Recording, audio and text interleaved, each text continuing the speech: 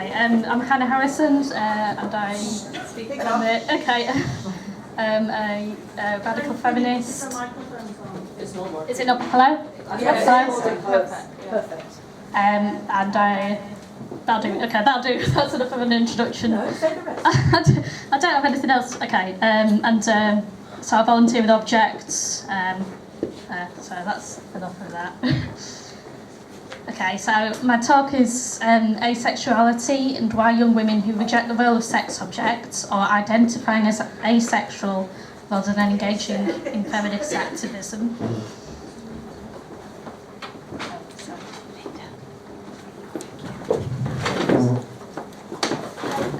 So there's a rising trend amongst young women to identify as asexual, and this is considered an emerging sexual orientation.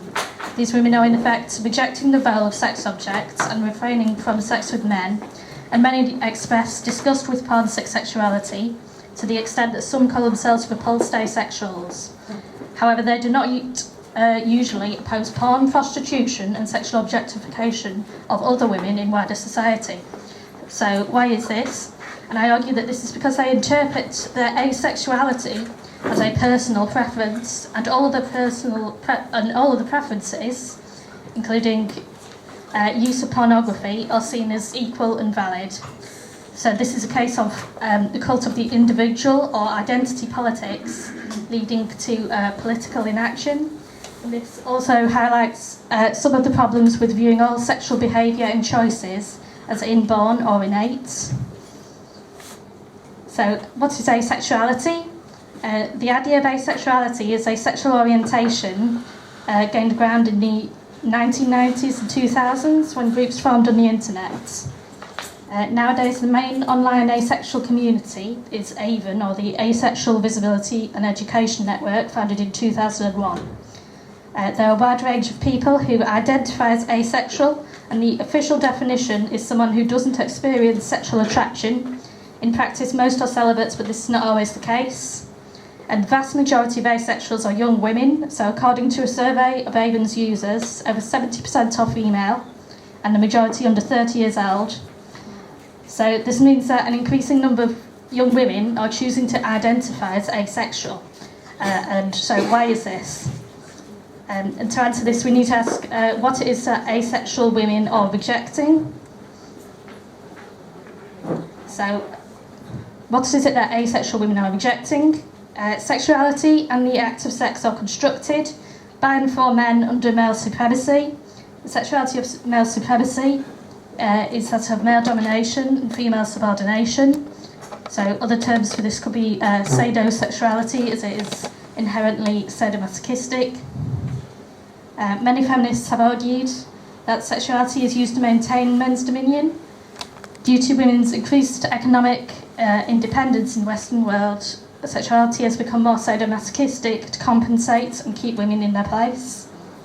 The escalating violence of pornography and hence in sexuality can be seen as a backlash to advances in women's socio-economic rights. Okay, so now say something about the role of porn in constructing sexuality. So in recent decades, the porn industry has proliferated, largely owing to the rise of the internet, and pornography now plays a key role in the construction of sexuality, and it acts as sex education for children. I say children because most have been exposed to porn before even reaching their teenage years. According to Culture Reframed, the average age of first viewing porn is estimated by researchers to be 12, but could possibly be as young as 8. Not only is porn becoming more pervasive, but it is becoming increasingly violent and degrading. So anal sex, ejaculating on a woman's face, gagging, choking, strangling are all common sexual practice. And as we know, rape is often a girl or young woman's first sexual experience, and pornography teaches rape as standard sexual practice. So in light of all this, is it any wonder that young women are choosing to identify as asexual? So these are some quotes from asexual women that I've taken from the online message boards that they have on AVEN. So the words of this asexual woman seem reasonable in this context. She says, "I couldn't understand why anyone would want to have sex. I found the idea disgusting and it always seemed like a very violent activity." considering what porn-constructed sex consists of, the violence, the threat of being choked, raped or killed by a man, this conclusion seems perfectly logical. Okay, and this is another example of a woman saying what discovering asexuality meant to her. She says, discovering asexuality was definitely empowering for me, as I have experienced a lot of sexual trauma and also have a condition that makes penetrative intercourse incredibly painful. So this doesn't fit in with the official definition of simply not being attracted to anyone. She clearly links her asexuality to experience of male sexual violence. However, she speaks about her sexual trauma and experiences of sex in such a way that ignores the male perpetrators of this abuse. She sees her experience as individual and unrelated to other women. Okay. So next I'll give an example of a post from a woman who has just found out about asexuality, and this was her first post on the message board, and she's desperate for answers. These are just some key phrases because it was quite a long story. And again, a story that focuses is not one that focuses upon having never felt sexual attraction. So she says, am I the only one who is scared by how violent sexuality is, especially porn? Why do most men enjoy to see women being abused? I don't understand that I and some asexuals are the only ones who find porn scary and fucked up. If there was a chance to delete sexuality from the world, I would do it. Okay, so clearly she's distressed and disturbed by men's violence against women, and this is what drew her to the asexual community. And this is the response she received from the asexual community, which I feel sums up a neoliberal attitude towards pornography. She says, so this was someone responding, there's no need for anyone to understand everything. If you don't want to see something, then don't look at it or read it or go to the movie displaying it or listen to it. Try to recognise that people may do things that you don't like and that may disturb, sicken or sadden you. They're not doing it for you and they don't owe you an explanation of why they're doing it. Just concentrate on your own life. These are quotes like from a message board, so it's a website, you know, it's like an online message board. So anyway, it appears to me that this woman would benefit from hearing a feminist perspective of men's violence. Yes. Okay. So, however, the response from the asexual-based community is that everyone's sexual identity is equal and valid, including men's identity as sexual users and abusers of women. So when she says she wishes to delete sexuality, for example, this could be seen as deleting porn-constructed or pseudo-sexuality. So she recognises the harm of men's sexuality, but has not imagined that men's sexual behaviour and sexuality can or should be changed. Okay, so the examples I've given demonstrate how an individual, they demonstrate why asexual women are not generally anti-porn. So their individual interpretation breaks the link between recognising men's sexual behaviour as harmful and imagining that it can be changed, as feminists seek to do by campaigning against porn prostitution. So this results in a situation where an asexual woman rejects the role of sex object for herself, but accepts it for others. So this is an individual solution of personal self-preservation. Many are disgusted by porn, prostitution, sexual objectification, but feel that this is solely due to their personal sexual orientation. As I said before, this is identity politics leading to a kind of political inaction. Everyone has a valid identity. Criticising the choices of others is considered bigotry or what is called shaming. As you've probably heard, the concept of kink shaming, and in the asexual community, they call any criticism of sexuality sexual shaming. So now I'll look at some of the subcategories of asexuality, and these demonstrate the influence of porn in creating these identities. So first is grey asexual, and this is someone who experiences sexual attraction only under certain circumstances. So presumably this would apply to pretty much anybody. And the second identity, demisexual, someone who requires an emotional connection or to build a relationship over time in order to desire sexual contact. So the fact that young people think that these are rare or unusual experiences is a result of the impact of pornography.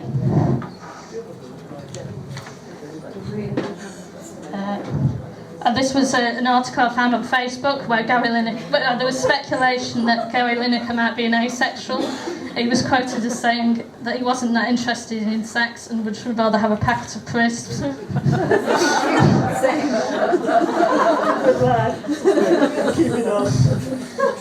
Walker's probably paid him to say that. Yeah.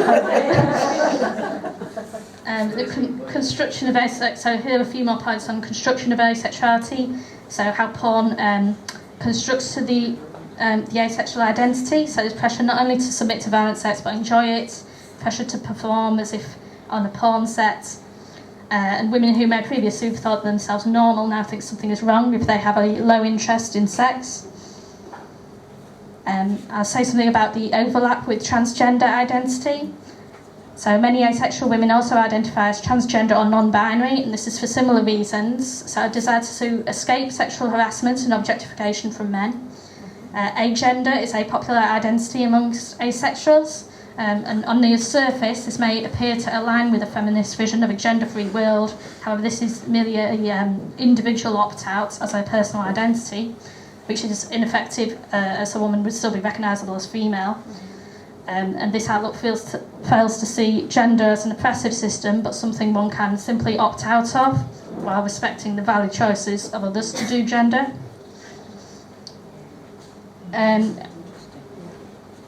So here are some of the responses and reactions that people have to the idea of asexuality.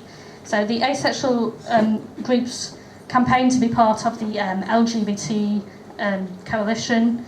It's sometimes included, but it's fairly lost in the soup, and people often don't know what the A stands for. And I think some of the hostility and ridicule that's faced by asexuals is connected to the fact that it represents a right to decline sex, specifically with men. And obviously the sexual rejection of men is not well tolerated in a patriarchal society. So this is for similar reasons lesbians are being erased from LGBT community. Another response I've heard is that asexuality is a dysfunction, but then what is the function of sex, and this is not something to be resisted. So radical feminists recognise that women are controlled and kept down through the enforcement of compulsory heterosexuality. So for this reason, for this reason, the idea of sex strike or sex resistance is proposed by some feminists. So there is a radical potential for asexuality. With feminist consciousness, asexual women could reinterpret their choice as a positive act of sex resistance.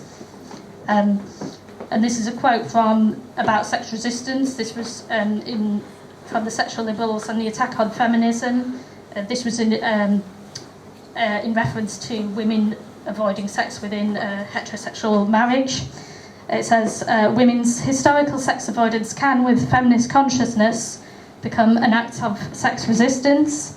The sex resistor understands her act as a political one. Her goal is not only personal integrity for herself, but political freedom for all women. Okay.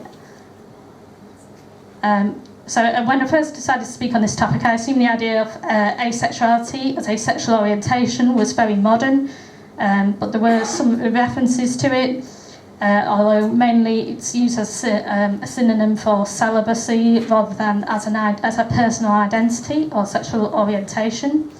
I'll move on to the... Okay, I'm pretty much finished. Okay, so to conclude, I've talked about the role of porn in constructing sex, pseudo-sexuality and asexual identity, the harms of individualism and identity politics, and how this severs the link between recognising men's sexuality as harmful and realising that it can be changed via activism. I've also talked about the possibility of asexuals could reinterpret their identity positively or politically as an act of sex resistance and a rejection of porn culture. So the potential of asexuality, either as a form of sex resistance or as recognition of the harm of men's sexuality and the sexual objectification of women, is lost due to the cult of the individual. Everything is seen as a personal preference, and it is considered shaming to judge others for their choices. This is the depoliticising of sexual choices and behaviour. If young women were exposed to feminist thought and discussion, would they reinterpret their asexuality as a rejection of sex object culture or a form of sex resistance and be inspired to take action? Okay, I'm finished.